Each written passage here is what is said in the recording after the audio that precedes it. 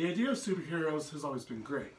Whether it's a superhero that can shoot webs out of his hand, fire things from his hand from a piece of metal that's in his chest, or get a serum that's placed in his blood that makes him ultra strong. Marvel Comics has always given us this, since 1939. Today we're going to look at where Marvel Comics began, when our favorite superheroes like Captain America, Spider-Man, and Iron Man first graced their way into the media, and where the legacy of the MCU is going versus where it's gone in the last 10 years. So first, Marvel Comics began in 1939 in New York City. It first started out as Timely Comics. The first superheroes to make their ways onto comic books by Timely Comics were the Human Torch and Submariner. Joe Simon, who was a team writer, teamed up with soon-to-be legendary Jack Kirby to help make the first very successful superhero of Timely Comics, aka Captain America. Which helps lead me into my next point. When did our favorites like Captain America, Iron Man, and Spider-Man first grace their way into the media? Iron Man started in Tales of Suspense number 39 in March 1963. He got his superpowers about the same way he did in the movie. His dad was a billionaire who made a lot of technology and went on a trip to Vietnam in order to test some of this technology.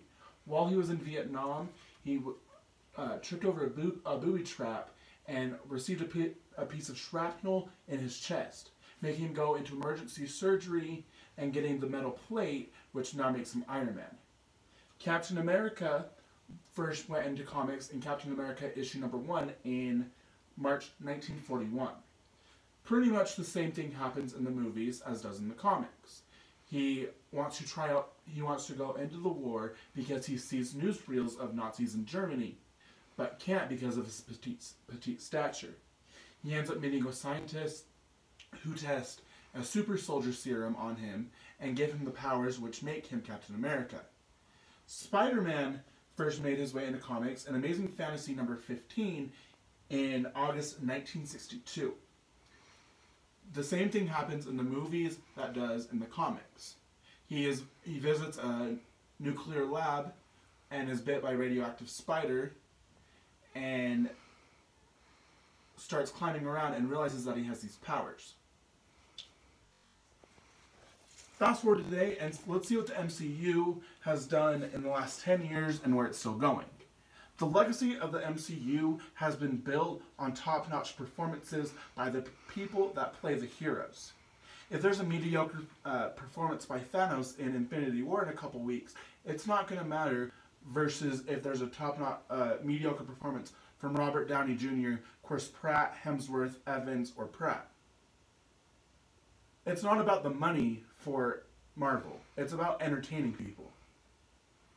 The story that is going to make its way into, that started in Iron Man in 2008, is going to be ending with Infinity War Part 2 next year. But there's so much more that the MCU has planned beyond that. Imagine a world without superheroes, without being entertained